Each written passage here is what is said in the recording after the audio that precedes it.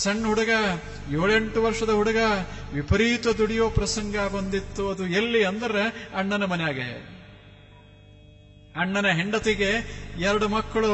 ಆ 2 ಮಕ್ಕಳ ಸೇವೆಯನ್ನು ಸಹಿತ ಹುಡುಗ 8 ವರ್ಷದ ಹುಡುಗ ಮಾಡ್ತಾ ಇತ್ತು. ಮನಸ್ಸಿಗೆ ಬಹಳ ತ್ರಾಸಾಗಿತ್ತು ಹುಡುಗನಿಗೆ. ಎಷ್ಟು ದುಡಿಯೋದು. ಯಾವ ವಯಸ್ಸಿನಲ್ಲಿ ಆಡಬೇಕೋ ಆ ವಯಸ್ಸಿನಲ್ಲಿ ದುಡಿತಾ ಇದ್ದ ಹುಡುಗ. ಆತನ ದೇಹ ಸವಿತು, ದೇಹ ದಣಿತು, ಮನಸ್ಸ ಖಿನ್ನಾಗಿತ್ತು.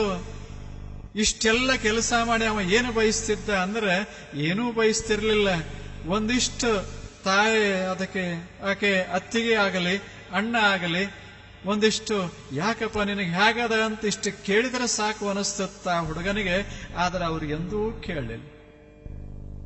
ಊಟ ಮಾಡಿದೇನು ಅಂತ ಕೇಳಿಲ್ಲ, ಏನು ತಿಂತಿ ಅಂತ ಕೇಳಿಲ್ಲ, ಸುಖ ದುಃಖ ಕೇಳಿಲ್ಲ.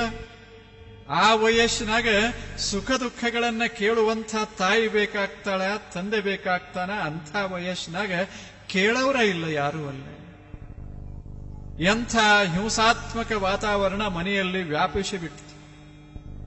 ಆ ಹುಡುಗನಿಗೆ ತಿನ್ನಕ್ ಸರಿಯಾಗಿ ಸಿಗ್ತಿರ್ಲಿಲ್ಲ. ಹಬ್ಬ ಬಂದಾಗ, ದೀಪಾವಳಿ ಬಂದಾಗ ಆತ ಎಲ್ಲರೂ ಬಿಟ್ಟು ಬಳಕ ಏನು ಉಳಿತದೆ ಅದನ್ನ ತಿಂದು ಮಲಗೋ ಪ್ರಸಂಗ ಬಂದಿತ್ತು ಆ ಹುಡುಗನಿಗೆ. ಈ ಹುಡುಗ ಒಂದು ದಿವಸ ಮಲ್ಕೊಂಡಿದ್ದ. ರಾತ್ರಿ ಆಗಿತ್ತು, 12 ಗಂಟೆ ಸುಮಾರಾಗಿತ್ತು. ಕನಸ ಬಿತ್ತು ಹುಡುಗನಿಗೆ. ಹುಡುಗ ದಿನಾಲೂ ಮಲಗುವಾಗ ಬಹಳ ನೊಂದುಕೊಂಡು ಮಲಕೋತಿದ್ದ. ಆ ದಿವಸ ಕನಸವಿತ್ತು. ಕನಸಿನಲ್ಲಿ ಭಗವಂತ ಬಂದು ನಿಂತ. ಈ ಹುಡುಗ ಎದ್ದು ನಮಸ್ಕಾರ ಮಾಡಿದ. ಆವಾಗ ಭಗವಂತ ಹೇಳ್ದ, ನೋಡು ನೀನು ಎಷ್ಟು ಪಾಪ ನೊಂದುಕೊಂಡಿದೀಯಲ್ಲ, ನಿನ್ನ ನೋವ ನೋಡಲಾರದಕ್ಕೆ ನಾನು ಬಂದಿದ್ದೇನೆ. ಹೇಳು ನಿನಗೇನು ಕೊಡ್ಲಿ ಹೇಳು ಅಂದ. ಏನು ಮನಿ ಕೊಡ್ಲ್ಯೋ, ಹೊಲ ಕೊಡ್ಲ್ಯೋ, ಸಂಪತ್ತ ಕೊಡ್ಲ್ಯೋ, ಏನು ಕೊಡ್ಲಿ ಹೇಳು ಅಂದ. ಆವಾಗ ಹುಡುಗ ಹೇಳ್ದ ಭಗವಂತನೇ ನನಗೇನು ಬೇಕನ್ನೋದು ಮಹತ್ವದ್ದಲ್ಲ, ನನಗೆ ಗೊತ್ತಾಗೋದಿಲ್ಲ. ನಾನು ಸಣ್ಣವ, 8 ವರ್ಷದ ಹುಡುಗ, ಯಾವುದರಿಂದ ನನ್ನ ಜೀವನ ಕಲ್ಯಾಣ ಆಗ್ತದಂತ ನನಗೆ ಗೊತ್ತಿಲ್ಲ ಭಗವಂತ. ಅವಾಗ ದೇವರು ಹೇಳ್ದ, ಎಷ್ಟು ಕಷ್ಟ ಪಡ್ತೀಯಲ್ಲ, ಈ ಕಷ್ಟ ನೀಗೋದು ಬೇಡವೇ ಅಂದ. ಅವಾಗ ಹುಡುಗ ಹೇಳ್ದ, ಕಷ್ಟಗಳಿರ್ಬೋದು, ಎಷ್ಟೇ ಕಷ್ಟಗಳಿರ್ಬೋದು ಭಗವಂತನೇ, ಆದರೆ ಹಿತ ಯಾವುದಾಗ್ತದಂತ ನನಗೆ ಹೆಂಗ್ ಗೊತ್ತಾಗೋದು? ಭಗವಂತನೇ ಹೇಳು, ನಿನಗೆ ಯಾವುದು ಪ್ರಿಯದ ಅಲ್ಲ ಅದನ್ನ ನನಗೆ ಕೊಟ್ಟು ಬಿಡು ಅಂದ. ನನಗೆ ಯಾವುದು ಬೇಕಾಗ್ಯದ ಅದನ್ನು ಕೊಡೋದಲ್ಲ, ನಿನಗೆ ಯಾವುದು ಅತ್ಯಂತ ಪ್ರಿಯ ವಸ್ತು ಅದ ಹೇಳು, ಅದನ್ನ ನಾ ಕೇಳ್ತೇನೆ ಅಂದ. ಅವಾಗ ಭಗವಂತ ಹೇಳ್ದ, ಅಲ್ಲ ಜಗತ್ತಿನ ಜನ ನಾನು ಪ್ರತ್ಯಕ್ಷ ಆಗಿ ಬಿಟ್ರೆ ಏನೆಲ್ಲ ಕೇಳ್ತಾರೆ, ಸಂಪತ್ತನ್ನ ಕೇಳ್ತಾರೆ, ಸಾವಿರ ಎಕರೆ ಭೂಮಿಯನ್ನ ಕೇಳ್ತಾರೆ, ಅಷ್ಟೇ ಯಾಕೆ ಒಂದು ರಾಜ್ಯದ ಅಧಿಪತ್ಯವನ್ನೇ ಕೇಳ್ತಾರೆ. ಇಷ್ಟೆಲ್ಲ ಕೇಳ್ತಾರೆ. ನಾನು ಕೊಡ್ಲಿಕ್ಕೆ ಸಿದ್ಧನಾಗಿ ನಿನ್ನ ಹತ್ತಿರ ಬಂದಾಗ ಅವ್ರ ಹತ್ತಿರ ಹೋಗಿಲ್ಲ. ಯಾಕೆ? ಅವ್ರು ಕೇಳ್ತಾರಂತ ಖಾತ್ರಿ ಇರೋದ್ರಿಂದ ಹೋಗಲೇ ಇಲ್ಲ. ಯಾರಿಗೆ ಎಷ್ಟಂತ ಕೊಡೋದದ? ಆದ್ದರಿಂದ ಹೋಗೋ ಗೊಡವೆ ಬಿಟ್ಟಿದ್ದೇನೆ. ಆದರೆ ನಿನ್ನ ಪರಿಸ್ಥಿತಿ ನೋಡಿ ನನಗೆ ಹೀಗೆ ಅನಿಸ್ತದೆ, ಇವನಿಗೇನಾದರೂ ಮಾಡಬೇಕು, ಇವನ ಮನಸ್ಸನ್ನ ಅರಳುವಂತೆ ಮಾಡಬೇಕಂತೆ ನಾನು ಬಂದಿದ್ದು. ಹೇಳು, ನಿನಗೆ ಸುಖ ಆಗಬೇಕಲ್ಲ, ಏನು ಬೇಕು ಕೇಳು ಅಂದ.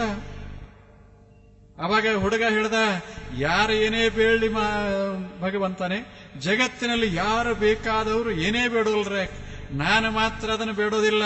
ಹೇಳು ಭಗವಂತನೇ, ನಿನಗೆ ಯಾವುದು ಪ್ರಿಯದ ಹೇಳು ಅಂದ. ಅವಾಗ ಭಗವಂತ ಹೇಳ್ದ, ನನಗೆ ಪ್ರಿಯ ಇದ್ದದ್ದು ಇನ್ನೂವರೆಗೆ ಯಾರೂ ಬೇಡಿಲ್ಲ. ನನಗೆ ಯಾವುದು ಬಹಳ ಪ್ರಿಯ ಅಲ್ಲ ಅದನ್ನೆಲ್ಲ ತಗೊಂಡು ಹೋಗಿದ್ದಾರೆ. ಆದರೆ ನನಗೆ ಪ್ರಿಯವಾದದ್ದು ನನ್ನ ಹತ್ತಿರದ, ಅದನ್ನು ಯಾರ್ಯಾರು ಬೇಡಿಲ್ಲ, ನೀರು ಯಾಕೆ ಬೇಡ್ತಿ ಅಂದ.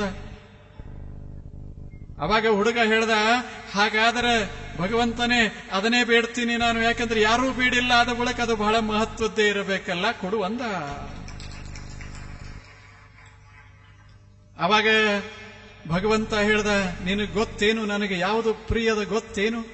What is very dear to me, ಯಾವ್ದ ನನಗೆ ಅತ್ಯಂತ ಪ್ರಿಯ ಗೊತ್ತೇನು ನಿನಗೆ ಅಂದ. ಹುಡುಗ ಹೇಳ್ದ, ನನಗೆ ಗೊತ್ತಿಲ್ಲ, ನೀನು ಹೇಳು ಯಾವುದು ನಿನಗೆ ಪ್ರಿಯ ಅಂತ.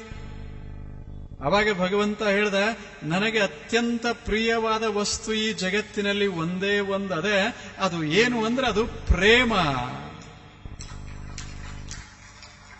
ಅದು ಹೊರಗಿರೋದಲ್ಲ, ಎದೆಯೊಳಗಿರೋದು. ಅದನ್ನು ಯಾರೂ ಬೇಡಿಲ್ಲ, ನೀನು ಬೇಡ್ತಾ ಇರೋದೇ ಆಶ್ಚರ್ಯ ಅಂದ. ಅವಾಗ ಹುಡುಗ ಹೇಳ್ದ, ನನಗೆ ನಿನ್ನ ಸಂಪತ್ತ ಬೇಡ, ನಿನ್ನ ವೈಭವ ಬೇಡ, ನಿನ್ನ ರಾಜ್ಯ ಬೇಡ, ಯಾವ ಸುಖನೂ ಬೇಡ, ನಿನಗೆ ಪ್ರಿಯದ ಅಂದಾಗ ಅದನ್ನು ನನಗೆ ಕೊಟ್ಟು ಬಿಡು ಅಂದ. ಆ ಹುಡುಗನೇ ಮುಂದೆ ಶ್ರೇಷ್ಠ ಜ್ಞಾನಿಯಾದ. ಆತನ ಹೆಸರು ನಿಮಗೆ ಗೊತ್ತದೆ, ನರಸಿಂಹ ಮೇಹತ. ನರಸಿಂಹ ಮೇಹತ ಪ್ರೇಮದ ಸಂತ. ಜಗತ್ತಿನಲ್ಲಿ ಯಾವುದಕ್ಕಾದರೂ ಮಹತ್ವ ಇತ್ತು ಅಂದ್ರೆ ಮಧುರವಾದ ಎದೆ, ಪವಿತ್ರವಾದ ಎದೆ, ಮಧುರ ಭಾವನೆಗಳು, ಅದೇ ಅಹಿಂಸ. ಒಳಗ ಹಿಂಸಾ ಭಾವನೆಗಳೇ ಇಲ್ಲ, ಒಳಗ ಭಾವನೆಗಳೇ ಇಲ್ಲ. ಮಧುರ ಭಾವ, ಇದು ಪವಿತ್ರವಾದ ಅಹಿಂಸ ಇದೆ. ಹೊರಗಿನ ಅಹಿಂಸ ಬೇರೆ. ಎಲ್ಲದರ ಮೂಲ ಅಹಿಂಸ ಇರೋದು ಎಲ್ಲಿ ಅಂದ್ರೆ in the heart, very heart of every one. ಅಲ್ಲೇನು ಭಾವದ, ಆ ಭಾವ ಮಧುರ ಆಗಬೇಕಲ್ಲ. ಆದ್ದರಿಂದಲೇ ನರಸಿಂಹ ಮೆಹ್ತಾ ಜಗತ್ತಿನಲ್ಲಿ ತಾನು ಇರೋವರೆಗೆ ಒಂದು ಸಂದೇಶವನ್ನು ಹರುತ್ತಾ ಹೋದ. ಏನು ಹರುದ? ಪ್ರೇಮ ಮಾಡಬೇಕು, ಜಗತ್ತನ್ನು ಪ್ರೀತಿಸಬೇಕು, ಸಂತೋಷ ಪಡಬೇಕು. ಯಾಕೆ? ಅದಕ್ಕೊಂದು ಕಾರಣ, ಈ ಜಗತ್ತ ಇದು ನನ್ನದಲ್ಲ, ಇದು ನಿಮ್ಮದಲ್ಲ, ಇದು ಈಶಾವಾಸ್ಯ. ಇದು ಜಗತ್ತ ದೇವನದು, ಇದು ದೇವನ ಜಗತ್ತ, ಇದು ಅದ್ಭುತವಾದಂಥ ಭಗವದ್ ಜಗತ್ತ, ಪವಿತ್ರವಾದಂಥ ಜಗತ್ತ ಇದೆ. ಎಂಥ ಜಗತ್ತಿನಲ್ಲಿ ಇರುವವರೆಲ್ಲರೂ ಒಳ್ಳೆಯವರೇ. ಒಬ್ಬ ಶಿಲ್ಪಿ ಇರ್ತಾನೆ, ಶ್ರೇಷ್ಠ ಶಿಲ್ಪಿ ಇರ್ತಾನೆ, ಸಾವಿರ ಮೂರ್ತಿಗಳನ್ನ ಮಾಡ್ತಾನೆ. ಎಲ್ಲಾ ಮೂರ್ತಿಗಳು ಸುಂದರವೇ, ಪವಿತ್ರವೇ. ಮೂರ್ತಿಗಳ ಹೆಸರು ಭಿನ್ನ ಇರಬಹುದು, ಮೂರ್ತಿಗಳ ಆಕಾರ ಭಿನ್ನ ಇರಬಹುದು, ಆದರೆ ಮಾಡಿದವ ಮಾತ್ರ ಶ್ರೇಷ್ಠ ಶಿಲ್ಪಿಯೇ. ಅವನ ಸ್ಪರ್ಶ ಪ್ರತಿಯೊಂದು ಶಿಲ್ಪಕ್ಕದ. ಹಾಗೆ ನಿಸರ್ಗ ಶಕ್ತಿ ಈ ಜಗತ್ತನ್ನೆಲ್ಲ ನಿರ್ಮಾಣ ಮಾಡ್ತು, ನಮ್ಮನ್ನೆಲ್ಲ ರೂಪಿಸ್ತು, ಈ ಜಗತ್ತಿನಲ್ಲಿ ಇಳಿಸ್ತು. ಇಂಥ ಒಂದು ಶಕ್ತಿ ಅದಲ್ಲ, ಈ ಶಕ್ತಿಯೇ ಅದು ಅಚಿಂತ್ಯವಾದಂಥ ಶಕ್ತಿ. ಅದಕ್ಕೆ ಭಗವದ್ ಶಕ್ತಿ ಅಂತ ಕರೆದರು. ಇಂಥ ಶಕ್ತಿ ಸ್ಪರ್ಶ ಪ್ರತಿ ವಸ್ತುವಿಗಿರೋದರಿಂದ ಈ ವಸ್ತುವನ್ನು ನಾನು ನೋಡಿ ನಾನು ಸಂತೋಷ ಪಡಬೇಕಷ್ಟೇ, ಆನಂದ ಪಡಬೇಕು. ನಾಶದಲ್ಲಿ ಆನಂದ ಅಲ್ಲ, ಸೃಷ್ಟಿಯಲ್ಲಿ ಆನಂದ ಪಡ್ತಾ ಇರಬೇಕು. ಇದಕ್ಕೆ ಅಹಿಂಸಾ ಅಂತ ಕರೆದರು. ಹೃದಯದೊಳಗೆ ಇಂಥದೊಂದು ಭಾವನೆ ಬೇಕಾಗ್ತದೆ ಮನುಷ್ಯಾಗ. ಇಂಥ ಭಾವನೆ ಬರಬೇಕಾಗಿತ್ತು ಅಂದರೆ, ಅಥವಾ ಬಂತು ಅಂದರೆ ಒಂದು ಕೆಲಸ ಆಗ್ತದೆ, ನಾನು ಯಾರು ಅನ್ನೋದು ಗೊತ್ತಾಗ್ತದೆ, ಇಲ್ಲವೇ ನಾನು ಯಾರು ಅಂತ ತಿಳಿದ ಬಳಿಕಿಂತ ಭಾವ ಬರ್ತದೆ. ಎರಡೂ ಅಷ್ಟೇ. ನಾನು ಯಾರು ಗೊತ್ತಿರಬೇಕು, ನಾನು ಬಹಳ ಶುದ್ಧವಾದ ಆತ್ಮವಸ್ತು ಅನ್ನೋದು ಗೊತ್ತಿರಬೇಕು. ದೇಹ ಜಗತ್ತ ಇಷ್ಟೆಲ್ಲ ವಿಸ್ತಾರ ವೈವಿಧ್ಯದ ಎಲ್ಲ ಇದ್ದರೂ ಸಹಿತ ಈ ಜಗತ್ತಿನಲ್ಲಿ ಪರಿವರ್ತನೆ ಆಗ್ತಾ ಇರ್ತದೆ, ಬದಲಾವಣೆ ಆಗ್ತಾ ಇರ್ತದೆ. ಈ ಬದಲಾಗ್ತಾ ಇರುವಂತಹ ಜಗತ್ತಿನೊಳಗೆ ನಾವು ಬದಲಾಗದಂಥ ನಾವು ಬಾಳಬೇಕು ಚಂದಾಗಿ. ಆದರೆ ಹೀಗ ಆಗುವುದಿಲ್ಲ. ಮನಸ್ಸಿನ ಭಾವನೆ ಅದೇನು ಪವಿತ್ರ ಭಾವ, ಮಧುರ ಭಾವ ಇರ್ತದೆ, ಮೇಲ ಕೆಡ್ತದೆ. ದ್ವೇಷ ಅಂತ ತಲೆದೋರ್ತದೆ, ಅಸೂಯ ಅಂತ ತಲೆದೋರ್ತದೆ. ಆಸೆಗಳೆಲ್ಲ ಮನಸ್ಸನ್ನ ತುಂಬ್ತವ, ಚಿಂತೆಗಳು ದೇಹವನ್ನು ಅಂಡಲೈತವ. ಇಷ್ಟೆಲ್ಲ ಆಗ್ತಾ ಇರ್ತದಲ್ಲ. ಭಾವ ಮಧುರವಾಗಲಿಕ್ಕೆ ಇವೆಲ್ಲ ಅಡೆತಡೆಗಳದಾವ.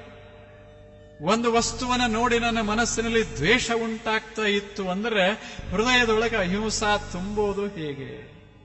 ಹೃದಯದೊಳಗೆ ಮಧುರ ಭಾವನೆ ತುಂಬೋದು ಹೇಗೆ? ದ್ವೇಷ ಅಂತ ಕರಿತೇವೆ.